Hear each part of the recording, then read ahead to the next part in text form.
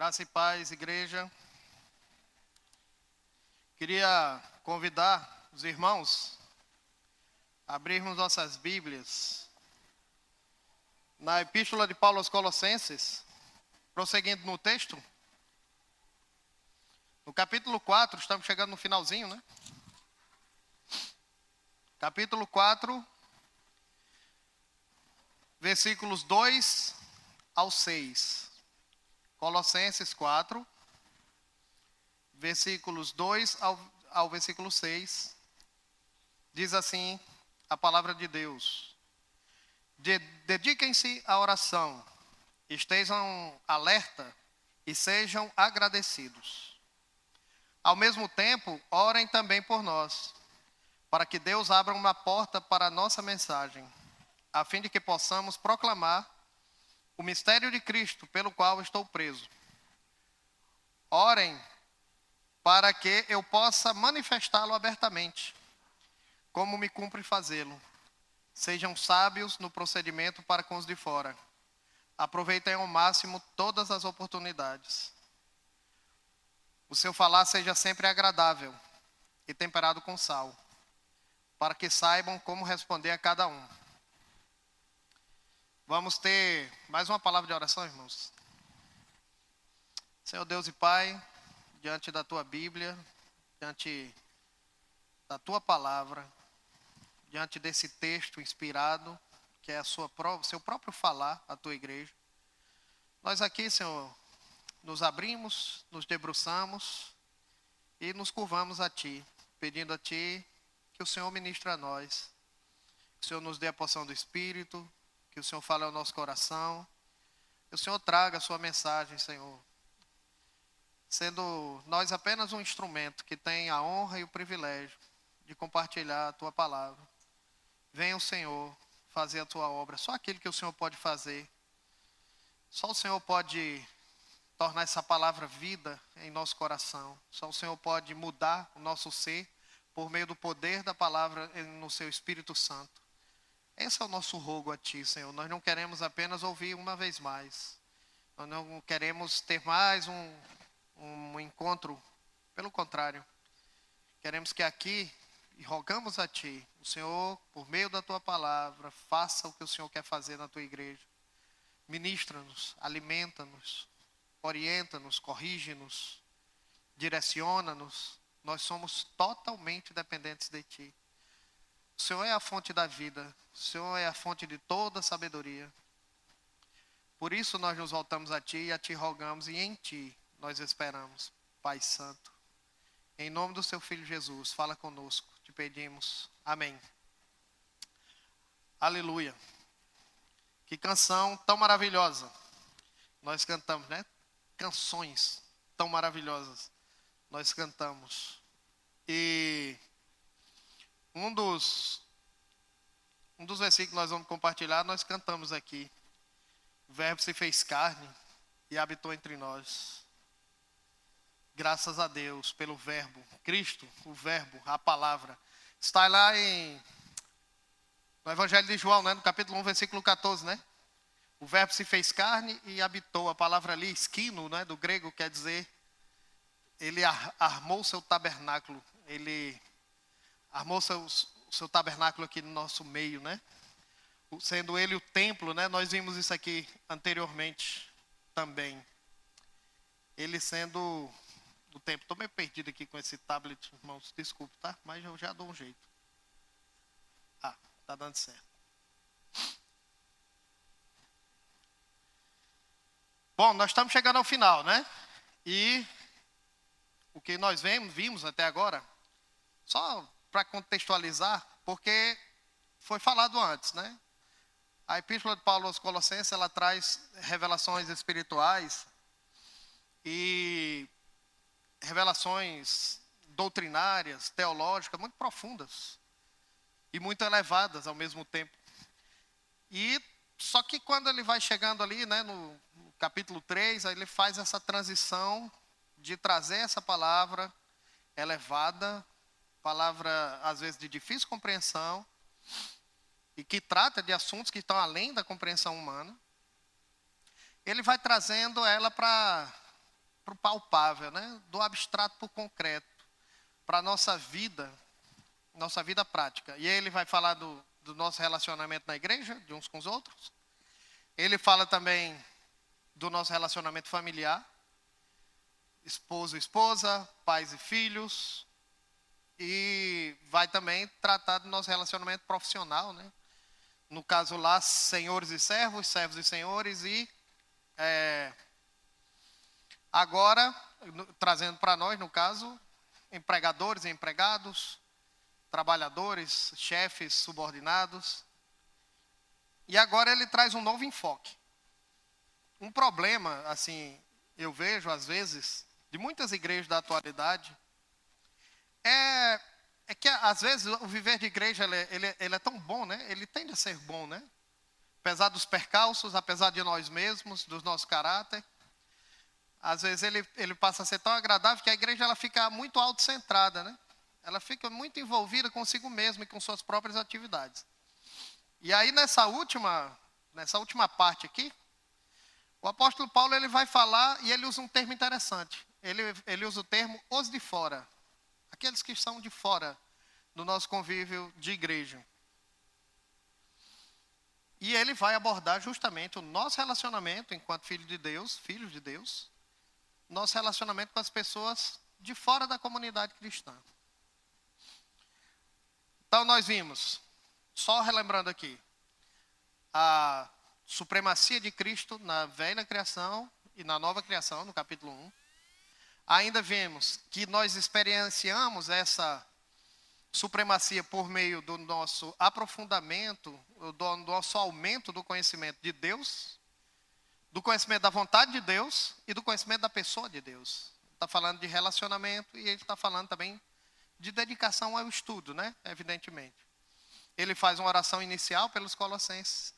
Então veja, já nesse capítulo 2, irmãos, ele fala de orar, estar alerta, e ele fala de ser agradecidos, né? Então, em duas orações que ele faz no capítulo 1, só lembrando, como Paulo é muito coerente no seu falar, a primeira oração que ele faz pelos colossenses é de ação de graça, é sendo agradecido pelo amor, pela fé, pela esperança daquela igreja. Mas depois ele diz que ora para que eles aumentem o conhecimento de Deus, para que eles cresçam no conhecimento da vontade de Deus. Então, você vê que ele é grato pelo que foi alcançado, e isso aqui é uma linha geral.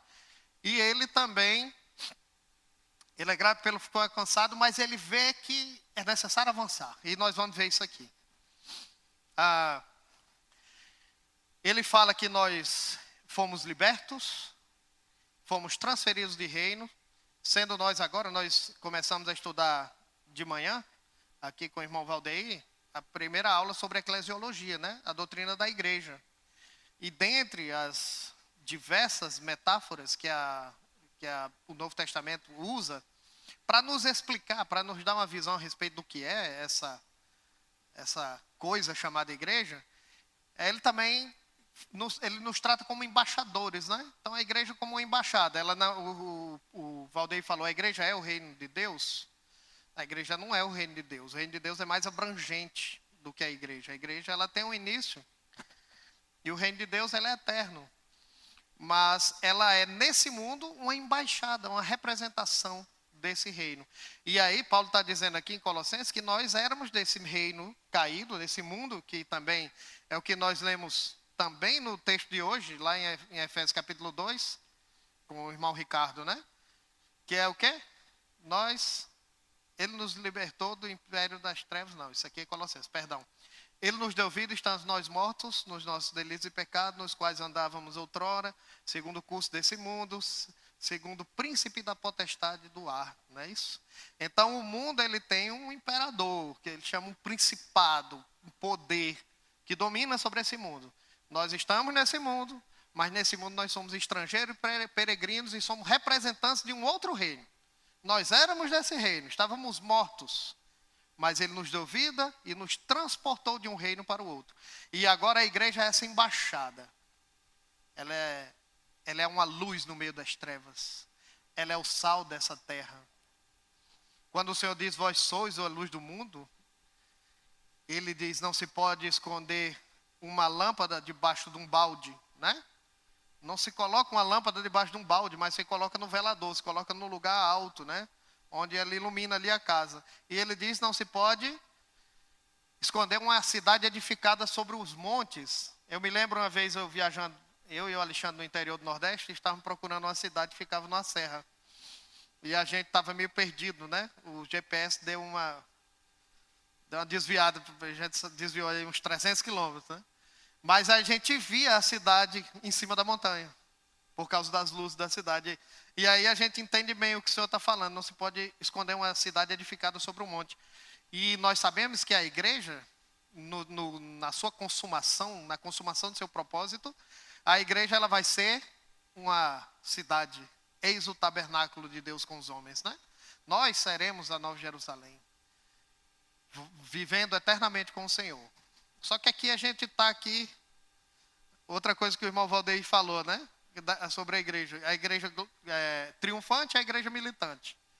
Nós estamos aqui na fase da igreja militante. Quando você vê a descrição da igreja ali, em Efésios mesmo, né? Que ele quer apresentar para o Pai uma igreja gloriosa, sem mácula, nem ruga. E aí eu olho para nós, eu olho para mim, eu digo assim, como assim, né? Essa descrição aqui não condiz muito com uma igreja local, porque nós ainda estamos nessa fase de militância. É o já e o ainda não, né? Ainda não chegamos, o Senhor está trabalhando em nós, certo? O Senhor está trabalhando. Nós somos gratos pelo que o Senhor fez, pelo que o Senhor está fazendo, e somos gratos pelo que Ele vai consumar. Não é isso? Ele vai terminar, aquele que começou a boa obra em nós, certo? Vimos que somos estrangeiros peregrinos desse mundo, devemos viver de acordo com o padrão desse reino. Essa igreja, esse reino, essa embaixada, ela não vive como as embaixadas, como é essa metáfora. A embaixada, ela vive num país estrangeiro, mas ela vive dentro daquele terreno ali, ela é de acordo com o seu país de origem. Então, nós devemos viver de acordo com a cultura desse reino dos céus. Você quer a cultura do reino dos céus, a descrição constitucional do reino dos céus? É só você ler o sermão da montanha, no Mateus 5, 6 e 7. Aí você vai ver como é que é o viver desses cidadãos, os concidadãos dos santos, que somos nós. Como é que nós devemos viver a respeito de perdão e a respeito de todas as coisas. E essa cultura, ela se manifesta, então, na igreja, no lar cristão, no ambiente de trabalho, e agora nós vamos chegar no relacionamento para com os de fora, que é o que Paulo está falando. Só que aí, antes de tudo, irmãos, ele já começa dizendo uma coisa que a gente pode pensar, como às vezes o apóstolo Paulo fala, que são uma série de recomendações soltas, né?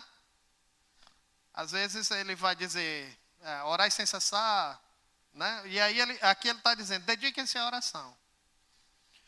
Mas só que isso aqui não está desconectado do contexto. O contexto que ele vai falar da relação com os de fora, primeiro se começa pela oração.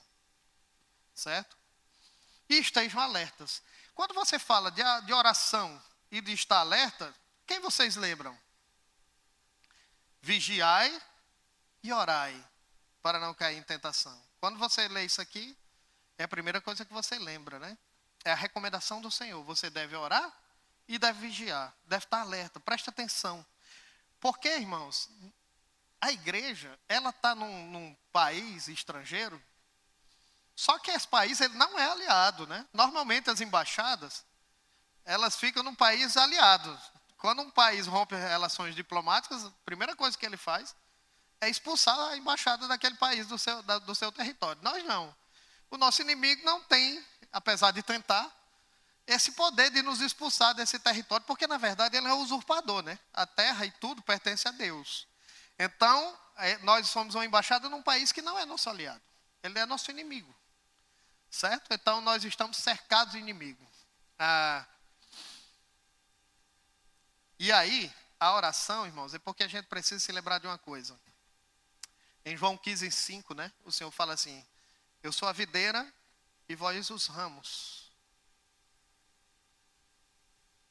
E ele diz o quê? Sem mim, nada vocês podem fazer. Então, quando a gente fala no relacionamento com os de fora, qual é a nossa principal missão, irmãos? No nosso relacionamento com as pessoas que não são cristãs. Qual é a nossa principal missão? Nossa principal missão é evangelizar. É levar a mensagem do evangelho. Essa revelação que Paulo traz aqui em Colossenses, essa revelação que ele traz da supremacia de Cristo, e de Cristo em vós ser a esperança da glória, que nós gentios, que antes estávamos apartados da promessa de Deus, que apenas alcançavam os judeus, agora em Cristo, nós lemos hoje em Efésios 2, né? Ele derrubou o muro, a barreira de separação. Já não existe o mistério de Deus, que é Cristo, que hoje também nós falamos, né? Cristo como a pedra angular dessa edificação. O grande mistério revelado lá em Mateus, nós lemos hoje também na EBD, Mateus 16. Tu és o Cristo, o Filho do Deus vivo. Esse mistério está agora acessível aos gentios. E a missão da igreja é levar esse mistério, essa palavra às pessoas de fora. Só que sem oração, sem o Senhor, nós não podemos fazer. Nós não temos poder. Nós podemos ser as pessoas mais eloquentes, mais argumentativas, os melhores advogados, com poder de convencimento, mas, irmãos, só quem pode transformar o coração humano é o Espírito Santo. É por isso que ele começa pela oração. E ser agradecido, agradecido pelo que ele fez. Orar e estar alerta pelo que ele está fazendo e ainda fará.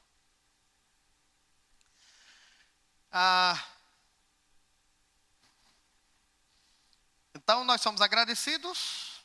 Mas aí aqui, irmãos, ele dá um senso, já chegando aqui para o capítulo 3, de que há algo para se fazer. Há muito que foi feito, do jeito que ele ora pelos Colossenses. Pelo que o Senhor já realizou nos Colossenses e pelo que o Senhor deve ainda realizar nos Colossenses. Os irmãos percebem? O que o Senhor já fez, nós somos agradecidos, mas nós buscamos o que ainda resta. E aqui já dá vontade de começar as perguntas retóricas, né? Irmãos, estamos satisfeitos? Ou ainda temos muito, como é que é? Há ainda muitíssima terra para conquistar, né? Nós estamos satisfeitos ou ainda há muitíssima terra que conquistar? Há muito ainda o que avançar. O Senhor é muito bom para conosco, irmãos, mas essa é a mensagem. Vamos para o relacionamento com os de fora. Não vamos... A igreja lá não pode estar autocentrada, certo? Vamos prosseguir. Versículo 3. Ao mesmo tempo, orem também por nós. Quando ele fala por nós, ele vai falar melhor depois, daqueles que estão acompanhando ele na prisão. Inclusive o próprio Epáfras, que era de Colossos, e estava com ele lá na sua prisão em Roma. Ora também por nós, para que Deus abra uma porta à nossa mensagem. Há uma coisa interessante aqui, irmãos. Há uma coisa aqui bastante interessante. Veja que Paulo, ele não pede oração para que seja aberta a porta do seu cárcere. Do seu cárcere. Os irmãos percebem isso? Ele não diz assim, irmãos, ore para que abram, as cadeias se abram, como aconteceu com Pedro. Ele pede para que, na versão revista atualizada, ele diz assim, para que se abram a porta à palavra. Olha que coisa interessante, eu quero até fazer uma autocorreção aqui, né? Na última mensagem eu falei que foram 3 cartas escritas por Paulo nessa prisão domiciliar em Roma, que seria Colossenses, Filemon e Efésios, mas tem mais uma, Filipenses, também foi escrita lá.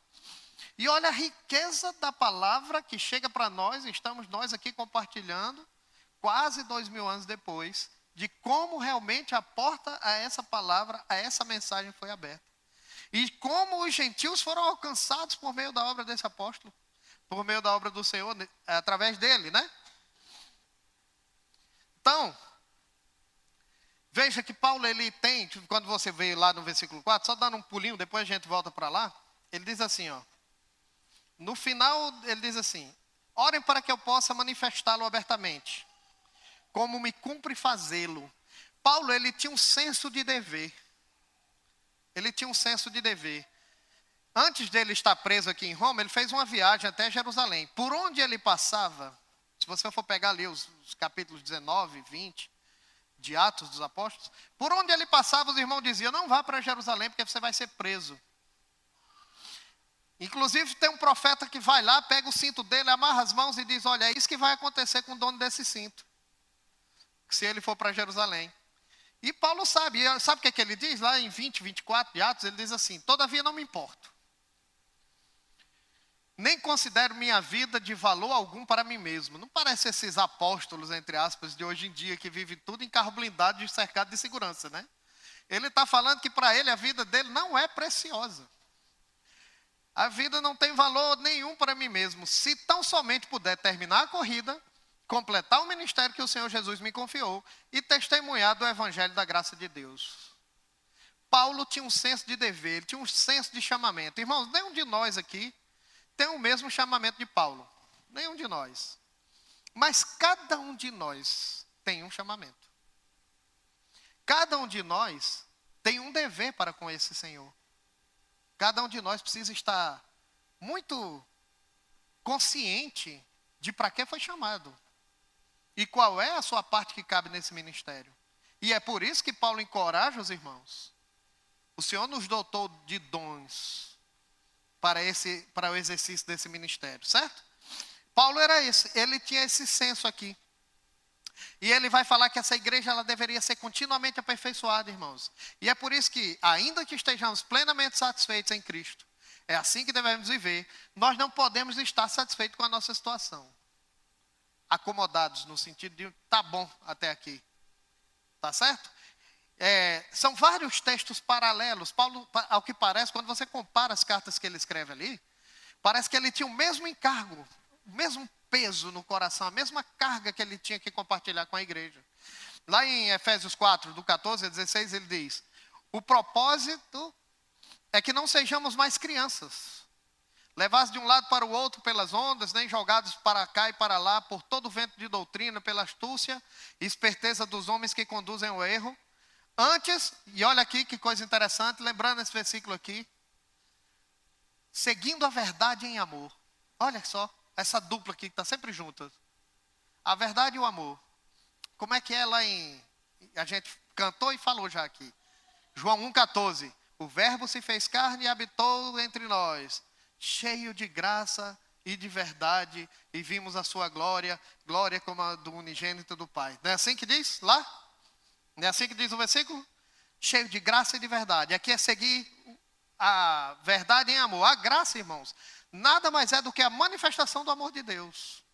É o amor de Deus chegado a nós gratuitamente. Isso é graça. Ele nos deu porque nos amou. Porque Ele nos amou, nos salvou gratuitamente. É a expressão do amor do Pai. Então, a graça. E ele vai falar disso aqui também, lá no final, no versículo 6. Toda a verdade tem que ser dita com graça. Toda a verdade tem que ser dita com amor.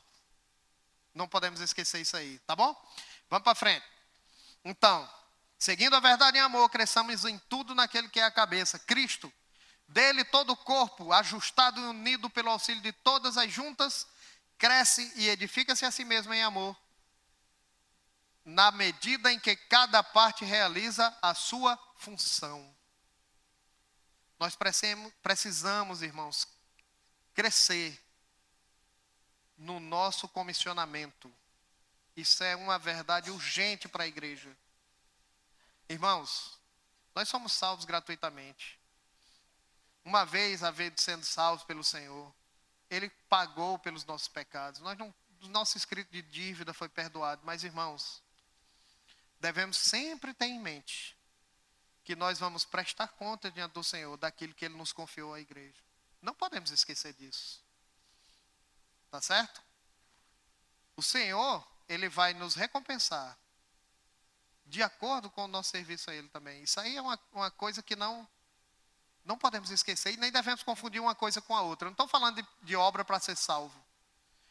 Eu estou falando do que Ele fala lá. Nós somos feitura dEle, nós somos obra dEle. Não é isso que nós lemos aqui em Efésios 2 agora? Feitos para andar nas obras que Ele preparou de antemão, para que andássemos nelas. A palavra ali, irmãos, feitura, né? É poema. Os irmãos, né, sabiam disso aí? É poema no grego. Nós somos a obra-prima de Deus. É Deus trabalhando em pecadores, cheios de defeitos, de pecados, de falhas, nos santificando para um dia apresentar a si mesmo, igreja gloriosa, sem mácula nem ruga.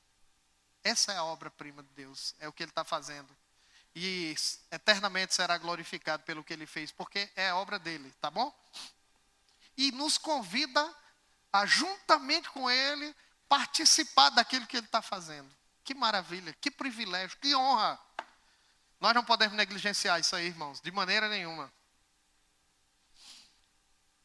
Isso nos remete à oração, né, de Paulo pelos Colossenses, lembrando que ele ora pela situação que eles já estavam e como eles precisavam crescer em amor. E tem outra coisa que nos lembra. Veja, irmãos, os irmãos lembram, os irmãos já leram aqui os livros históricos, né, do Antigo Testamento. Os irmãos lembram que Judá caiu cativa à Babilônia. Não é isso? Judá cai cativo. Os irmãos lembram, né? Nabucodonosor invade Jerusalém. Jeremias, Lamentações de Jeremias. Os irmãos já leram? Como Jeremias, segundo a tradição judaica, ele está no Gólgota. Em cima da montanha do Gólgota, escrevendo Lamentações, vendo os exércitos babilônicos invadir Jerusalém. E ali massacrar as pessoas, estuprar as mulheres, matar as crianças dentro do ventre das mães, a espada. Toda aquela desgraça que por anos a fio o Senhor advertiu Israel, Judá no caso, a que se arrependesse, que se voltasse para ele, senão isso ia acontecer. E aí eles vão cativos, eles são capturados, né? E são levados cativos para a Babilônia. E o testemunho do Senhor, o templo foi destruído. A cidade de Jerusalém foi destruída. Os muros da cidade foram destruídos. Depois de 70 anos, depois eu quero convidar os irmãos a lerem Daniel capítulo 9. Daniel capítulo 9 é a partir de uma oração de um homem, de um jovem fiel, que desde que chegou, os irmãos já leram, né, os livros de Daniel? Desde que ele chega na Babilônia, ele já resolveu em seu coração não se contaminar com as iguarias do rei. Daniel era aquele camarada que era um embaixador em território hostil. Ele estava na Babilônia, mas o coração dele era Jerusalém. E aí ele começa a orar a Deus pela restauração do seu testemunho, pela cidade de Jerusalém. Daniel capítulo 9. Irmãos, tem uma expressão ali que eu queria só chamar, só dar um spoiler. Depois eu sei que os irmãos vão chegar em casa e vão ler Daniel 9. Só dando um spoiler, ele diz assim: temos pecado. Nossos pais pecaram. Os pais dos nossos pais pecaram. E Daniel não parecia estar dentro daquele. E ele se inclui na oração. Ele diz: nós temos pecado contra ti. Nós adoramos outros deuses. Nós fornicamos com outros deuses. Depois os irmãos vejam. A partir dali, Deus dá uma visão para ele da restauração de Jerusalém, certo? Da restauração de Jerusalém. E depois o Senhor faz essa restauração em 3 ondas. Os irmãos lembram? Zorobabel e Josué, né? Esdras e Neemias. A última fase. Zorobabel restaura o templo. Esdras restaura o culto. Zorobabel, primeiro o altar, antes de mais nada. E depois o templo. Depois o culto, né? A pureza do culto. Os sacrifícios voltam. E por último, Neemias, ele vai reedificar os muros. E os irmãos se lembram como é que os homens trabalhavam na reedificação dos muros? Aquele que faz separação. Ele tinha 2 instrumentos nas mãos. Uma espada e uma colher de pedreiro. Com uma mão ele edificava. Com outra mão ele estava alerta. Ele está edificando e ele está vigiando. Isso nos remete, irmãos. Esses somos nós. Nós estamos nessa edificação, com espada na mão, cercado de inimigo que quer nos destruir. Assim como eles estavam. Nos remete a isso também. Eu acho que eu me alonguei muito dar uma mensagem só disso aí, né? E aí aparece essa expressão, sabe? Lá em Neemias, no capítulo 4, versículos 8 e 9, diz assim: todos juntos planejam atacar Jerusalém por causa da confusão. Isso é ele reedificando os muros, e os muros não estavam prontos, estavam cercados de inimigo. E eles estavam todos planejando atacar Jerusalém, certo? Mas nós oramos ao nosso Deus e colocamos guardas de dia e de noite para proteger-nos dele. Oração e vigilância. Mais uma vez aparecendo aqui. E aí nós chegamos no versículo 3 e 4, Paulo ora para que se abra uma porta-mensagem. Porque ele deseja proclamar o mistério de Cristo. Tudo aquilo que nós temos desfrutado a respeito do mistério de Cristo aqui, no livro de Colossenses, ele deseja proclamar esse mistério de Cristo aos de fora. Paulo, ele tinha um chamamento duplo. E esse chamamento duplo é nosso também. Não o mesmo chamamento de Paulo. Mas é responsabilidade da igreja ainda. Um era edificar a igreja. Outro era pregar o evangelho. Pregar o evangelho nada mais é do que colher o material para a edificação do templo de Deus. Você edifica com pedras vivas. Para isso você precisa levar o evangelho e trazer essas pedras vivas. Certo? Especialmente no caso de Paulo, os gentios, e no nosso caso também.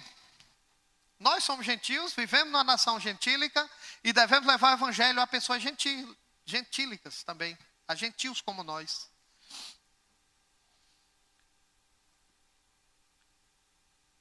Esse mistério outrora estava oculto. Olha, aqui em Colossenses ainda, no capítulo 1, versículos 26 e 27, diz assim: o mistério que esteve oculto durante épocas e gerações, mas agora foi manifestado aos seus santos. A ele quis Deus dar a conhecer entre os gentios a gloriosa riqueza deste mistério, que é Cristo em vocês, a esperança da glória. Cristo em vocês, a esperança da glória. O grande mistério que Paulo agora quer levar para os gentios. Só que ele não quer levar sozinho. Ele ora por ele, ora pelos que estão com ele, né, no versículo 3. Ao mesmo tempo que vocês oram, estejam alerta e sejam agradecidos, orem também por nós. Versículo 3 do texto que nós estamos vendo aqui, do 4 de Colossenses.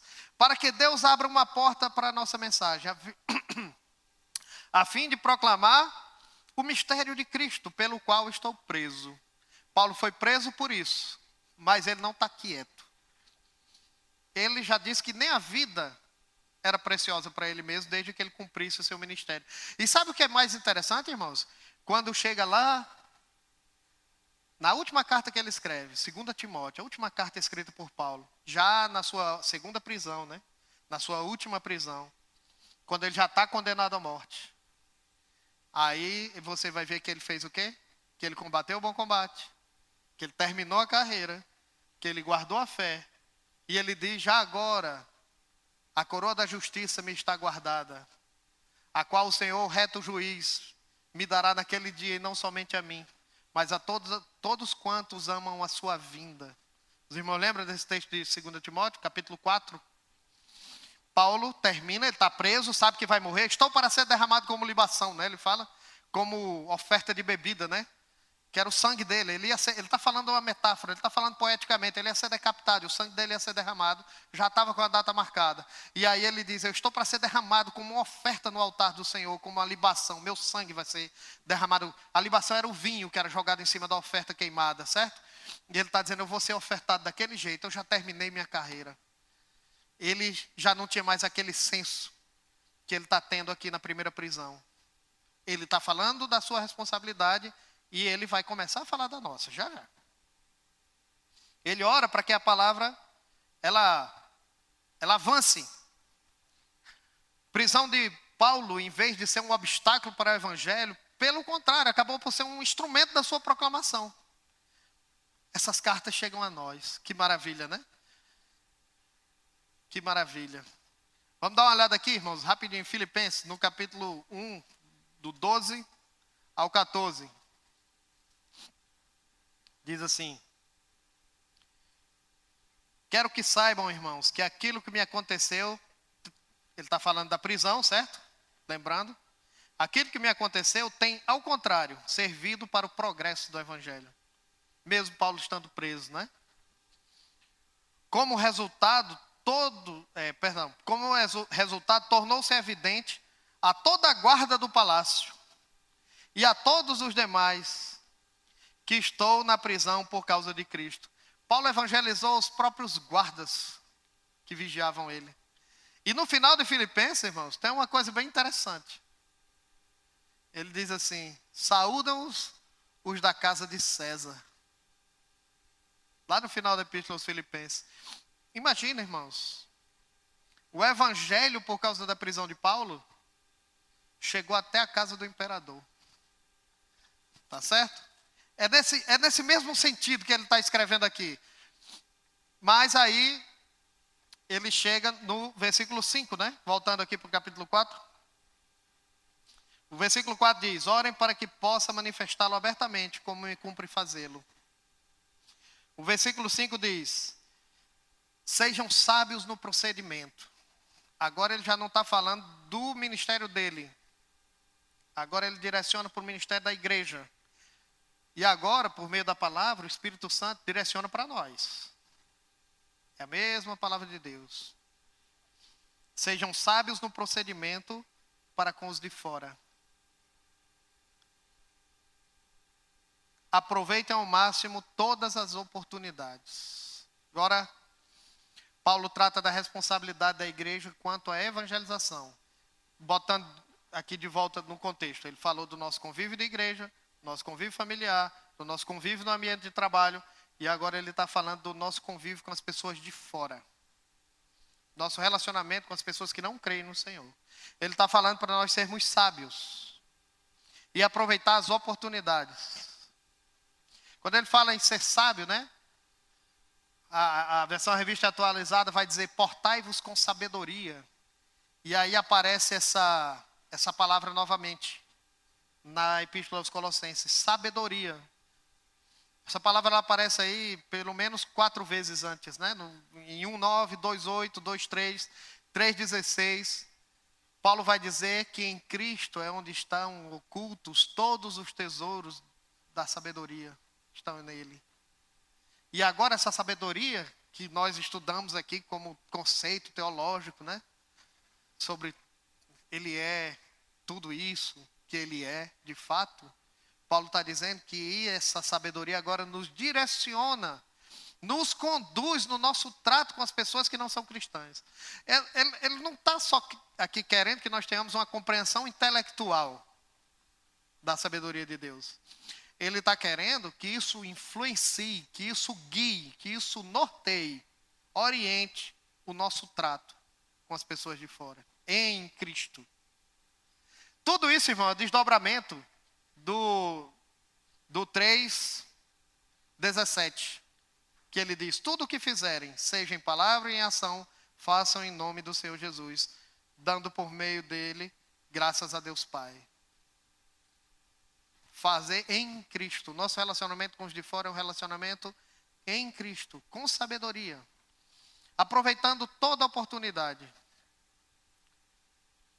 Irmãos, às vezes, eu me lembro quando primeira vez assim, criança, quando eu criei no Senhor, eu estava de férias na casa do meu pai, meus pais eram separados, eu volto para a casa da minha mãe, ninguém era cristão lá.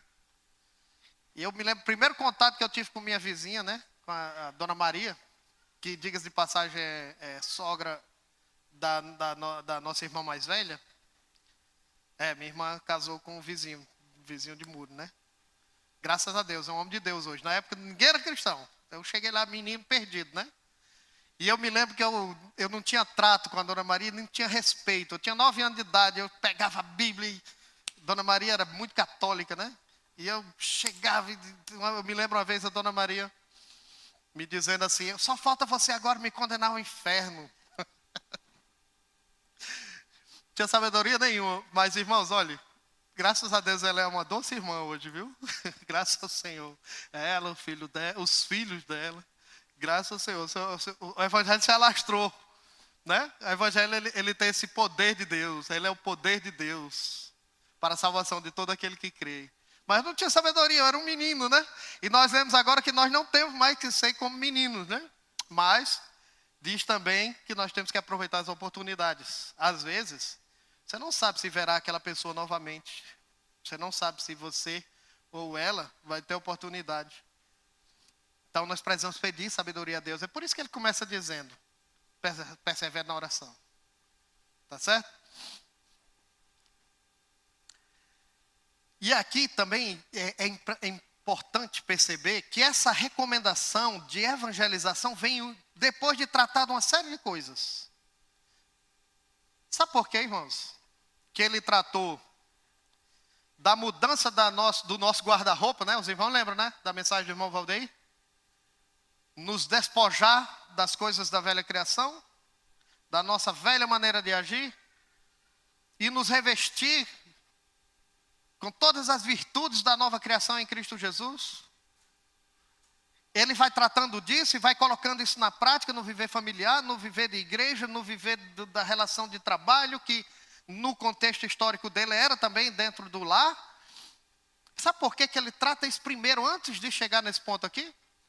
É porque Deus está muito mais preocupado com ser do que com fazer. Então, primeiro seja. O evangelho ele precisa primeiro fazer uma obra em você. Ele precisa primeiro te mudar. Principalmente, irmãos, quando nós nos relacionamos com pessoas que não creem no Senhor, não são cristãs, dentro da nossa família. Imagina evangelizar minha mãe, eu menino. Que peso tinha meu falar? Peso nenhum. Tinha peso nenhum. Acho esse menino não sabe de nada. Sai daqui, né? Muito mais importante é o nosso testemunho. É por isso que ser é mais importante do que fazer. Antes de fazer, o evangelho precisa fazer uma obra em nós. E aí, de repente, a mãe começa a ver o comportamento daquele menino mudar. Daquele jovem, não é? E aí, não, alguma coisa deve ter acontecido. Isso é o que se chama caráter antes de carisma. E carisma aqui nós estamos falando no sentido bíblico, de dom. Às vezes a pessoa até parece que tem um dom, a pessoa sabe se expressar, a pessoa, né? Mas aí quando você vai ver para botar a pessoa no serviço, misericórdia. O caráter precisa ser forjado ainda. Né? Então antes, caráter. O vaso precisa, você imagina, você vem andando na rua, você vê um copo, está lá na sarjeta, né? Coberto de lama, de todo tipo de sujeira, mas aí você quer aquele copo, você gostou daquele copo. Aí você vai tirar de lá, você não vai pegar aquele copo daquele jeito e vai tomar água nele, não é verdade? Você vai lavar aquele copo ali, né? Então, nós, além de estarmos na sarjeta, sujo pelo pecado, nós estávamos quebrados. O Senhor, ele teve que quebra a minha vida e a faça de novo. Eu quero ser um vaso novo. Né? Os irmãos conhecem essa canção, não é? Um vaso na mão do oleiro. Então, ele precisa primeiro nos moldar, irmãos. Claro que vale a pena também, mesmo ainda sem experiência, aproveitar as oportunidades ainda de um jeito não sábio. O Senhor faz as coisas. Mas, irmãos, precisamos nos aperfeiçoar para o serviço. O evangelho precisa tratar em nós primeiro. E aqui entra o nosso trato com as pessoas. E tem uma expressão, chegando já no último versículo, tem duas expressões aqui bem interessantes. O seu falar seja sempre agradável. Aqui os irmãos parafrasearam, né? No termo original é com graça. Seja agradável, seja gracioso. Irmãos, sabe, a gente carrega às vezes uma cultura em nós. E essa cultura não é a cultura do reino. A gente precisa substituir a cultura. Eu sou do interior do Nordeste, nascido no sertão, né? Então a minha cultura é muito grosseira, né? Quando a gente foi casar, um irmão falou para a Lorena que... A Lorena sabia o que era, né? Mas o irmão falou assim para a Lorena, cuidado, você vai casar com um lampião. Nada, com o exagero do irmão. Mas a mesma cultura do lampião estava no sangue. Aquela grosseria, não saber tratar às vezes, brutalidade.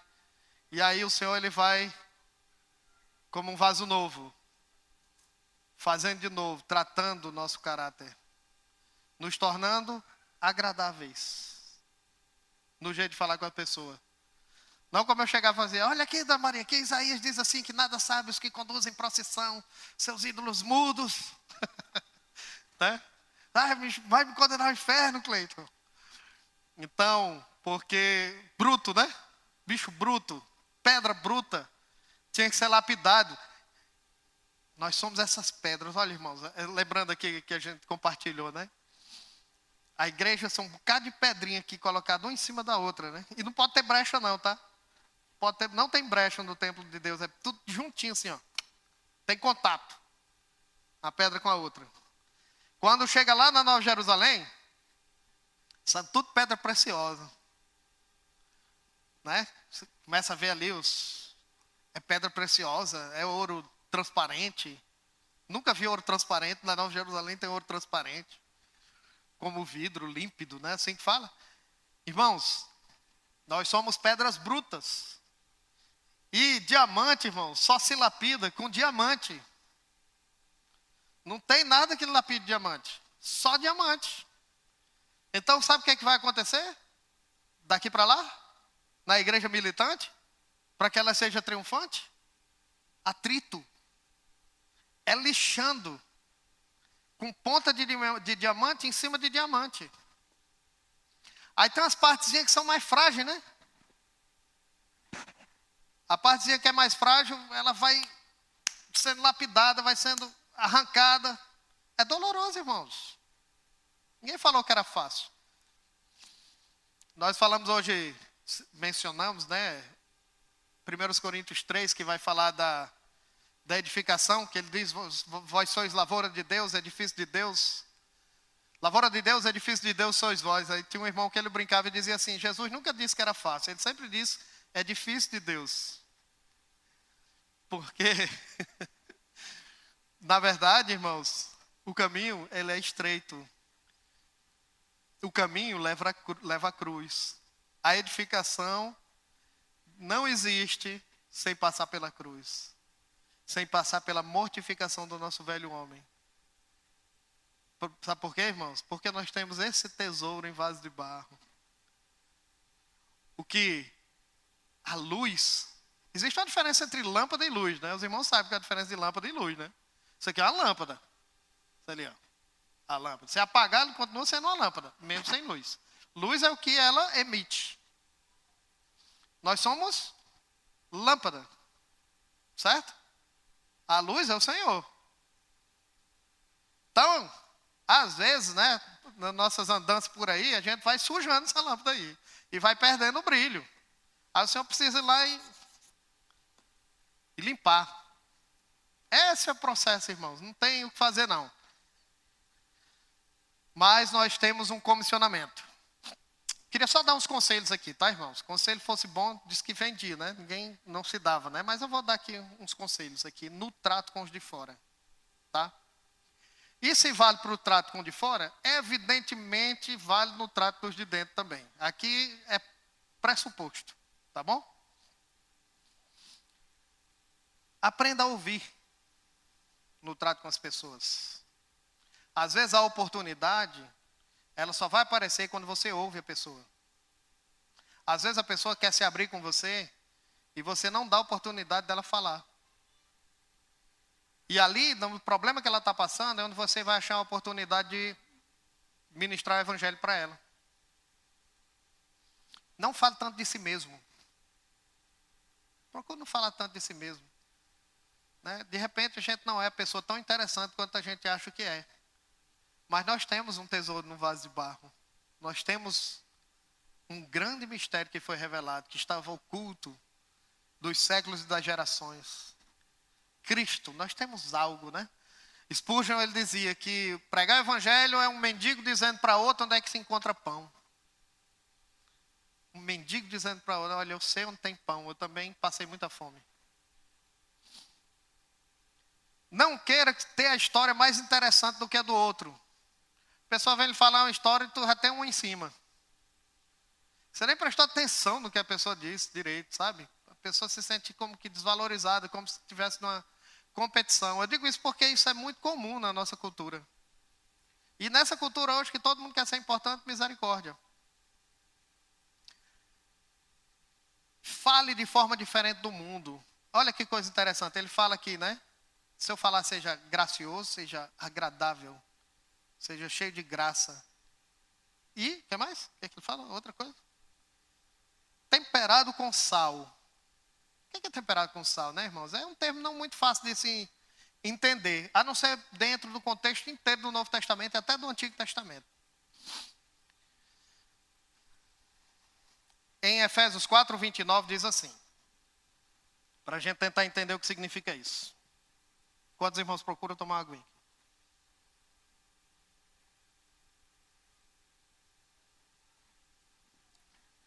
Efésios 4:29.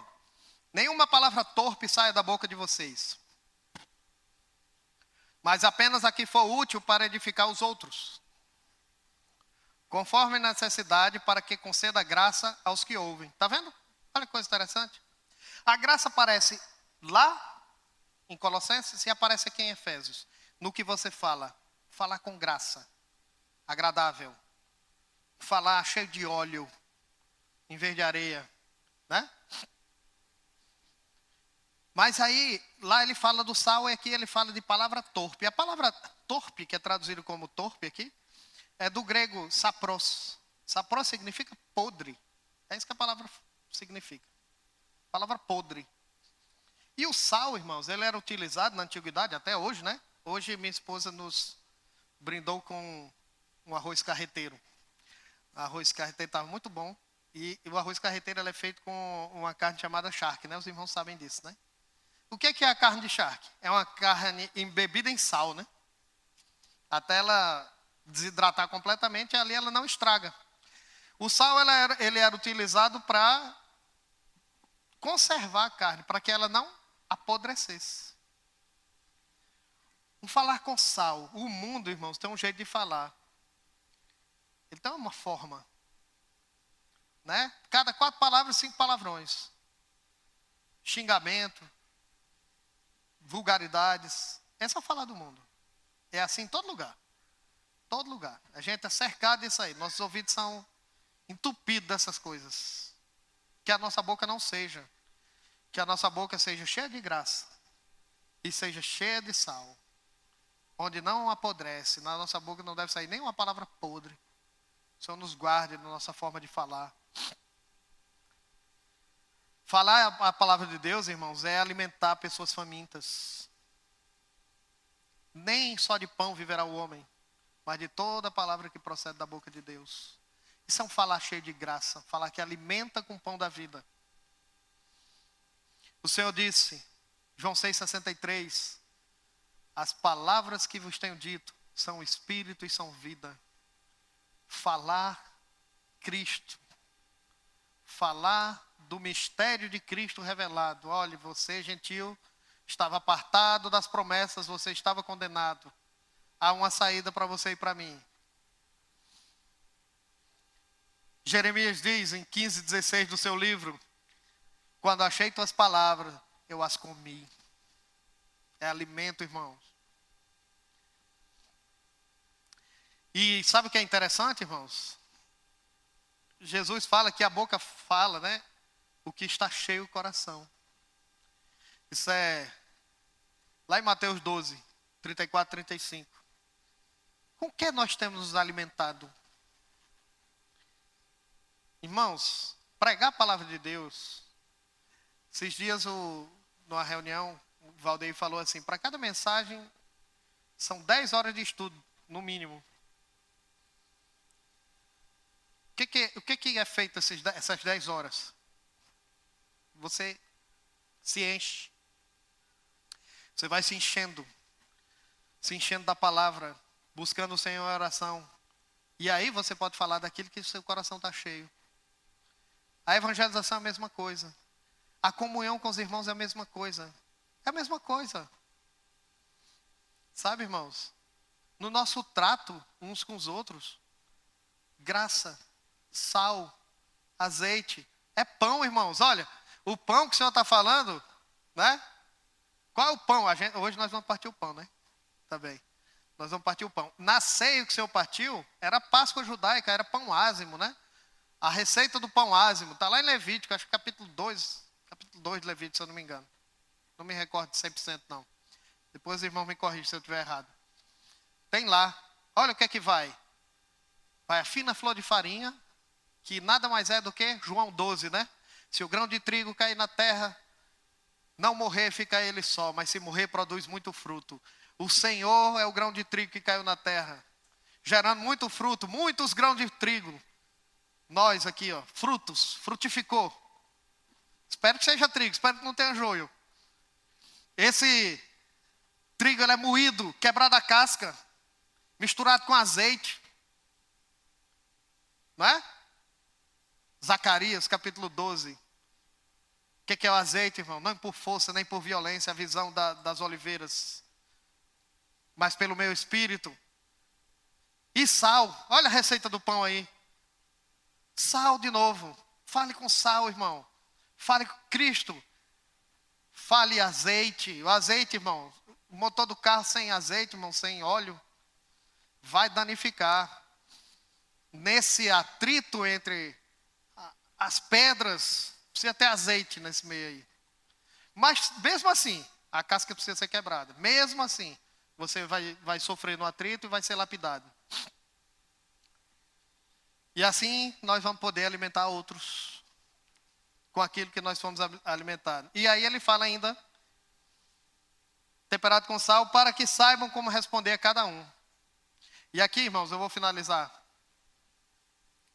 Eita, que eu estou me alongando. Mas rapidamente as aplicações, irmãos. Mas antes disso, eu queria um desafio aqui para os irmãos. Eu queria fazer um rogo aqui para os irmãos. Tá? E eu vou fazer igual o apóstolo Paulo. Né? Primeiro agradecer ao Senhor, porque o nosso culto de oração melhorou a frequência. Graças a Deus. Dou graças a meu Deus por isso. Mas eu quero fazer um rogo aos irmãos. Veja o quanto tem falado de oração essa palavra para nós. Se nós achamos que a igreja, ela, apesar de que nós cremos, né, graças ao Senhor, temos uma igreja saudável, nós precisamos avançar em muitos aspectos, irmãos. E um deles, com certeza, é a evangelização. Pode ter certeza disso. Mas tudo começa com perseverar na oração. Irmãos, sexta-feira, quem pode? 19h30 temos culto de oração aqui toda sexta-feira. Se você não pode vir todos os cultos, procure vir pelo menos uma vez no mês. Dessas sexta-feiras no mês. Ou pelo menos, irmãos, quando um ministério que você estiver envolvido, quem dirige são os ministérios. Estiver dirigindo. Não é só o líder do ministério. Mas quem é daquele ministério. Vamos fortalecer nossa reunião de oração, irmãos. E aí vamos a algumas perguntas retóricas, né? Para concluir aqui. Em suas orações, irmãos, vocês, nós, né? Em nossas orações, vou me incluir também. Eu tenho orado mais pelos meus interesses ou pelos interesses do Senhor? Como o apóstolo Paulo, que eu estava preso. Eu imagino que uma pessoa presa, ela tem muitas preocupações, mas o apóstolo Paulo, ele tinha uma preocupação só. A propagação da palavra e o cumprimento do seu ministério fielmente. Como é que estão nossas orações? Está igual aquela música da propaganda antiga do Danoninho, vou denunciar a idade agora, né? Me dá, me dá, me dá. Senhor, me dê, me dê, me dê. Me dê isso, me abençoe, abençoe aquilo. O Senhor, faça-me mais útil no seu ministério. Tem orado pela palavra da igreja, irmãos? Irmão, Senhor, abençoe a palavra da igreja, abençoe o preletor da noite, abençoe o estudo da palavra.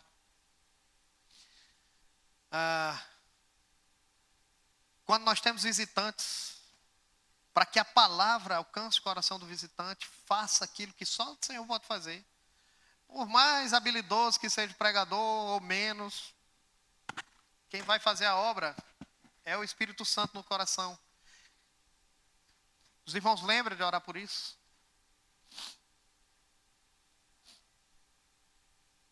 Temos o costume de orar antes de vir para o culto.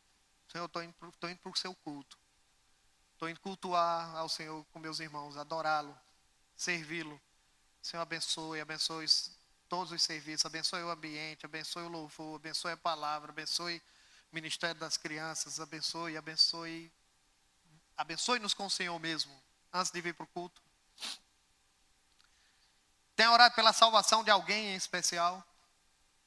Tem alguém no seu trabalho que ano após ano, dia após dia, semana após semana, está convivendo com aquela pessoa e a pessoa de repente sabe nem que você é cristão?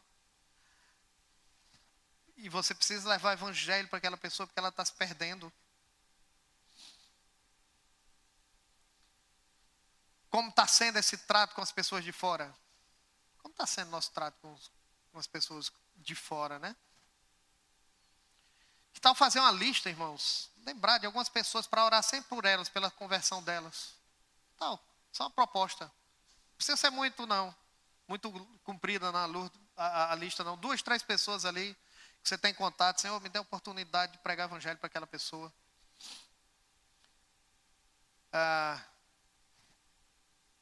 Os irmãos acham que a gente precisa ser aperfeiçoado no ministério de evangelização? O que é que os irmãos acham? Vamos orar por isso, irmãos. Vamos orar para o Senhor nos dar caminho de evangelizar e alcançar as pessoas, levar a pregar o evangelho. E lembre-se, irmãos, tudo começa com oração. Só para finalizar, tem uma história do Charles Spurgeon, que ele recebeu a visita de um pastor, quando a congregação dele crescia muito, né? O evangelho cresceu muito, quando ele estava em Londres já, e a igreja mega lotada, ele chegou a ter que fazer vários cultos por dia, porque não cabia de gente. E aí o pastor foi conversando com ele, perguntando a respeito disso. Ele disse: você quer conhecer a casa de força aqui, a casa de força da igreja? E aí ele levou esse pastor para um cômodo subterrâneo que eles tinham, um porão, abaixo do púlpito, né? Onde ficava um grupo de irmãos orando o tempo todo enquanto ele pregava. Ele disse: aqui está, aqui é onde está o poder, aqui é onde está o segredo. Então, vamos considerar essas coisas, vamos colocar diante do Senhor, vamos orar e agradecer ao Senhor pela mensagem, pela sua palavra. Obrigado, Senhor Deus, obrigado pela sua palavra, obrigado pelo seu falar. Senhor, nós ficamos constrangidos diante do teu falar, porque o Senhor nos expõe, o Senhor vem com essa grande luz, Senhor, nos iluminar, nos mostrar. Não nos deixe, Senhor, ter um coração duro de incredulidade, não permita. Não deixe-nos ter um coração de pedra. Senhor, não nos deixe ser impermeáveis à tua palavra. Pelo contrário, que a sua palavra penetre como essa espada de 2 gumes, ao ponto de separar alma e espírito, junta e medula, discernir os pensamentos e propósitos do coração, onde nós podemos ali, Senhor, ser iluminados pelo seu querer. Senhor, perdoa nossos pecados, Senhor, perdoa nossas falhas, Senhor. Nos aperfeiçoe, nos ajude. Continue nos falando, nos fortalecendo, nos alimentando pela sua palavra, Senhor, nos levando adiante no nosso viver para ti, na nossa vida cristã, na nossa vida de igreja. Nos ensina, Senhor, a ser uma igreja que evangeliza a tantas almas perdidas. Levantar os olhos e ver que esses campos estão brancos, há tanto o que colher. Guia-nos, Senhor. Ajuda-nos, Senhor, para a tua honra e para a tua glória te pedimos, Pai. Em nome do seu Filho Jesus. Amém.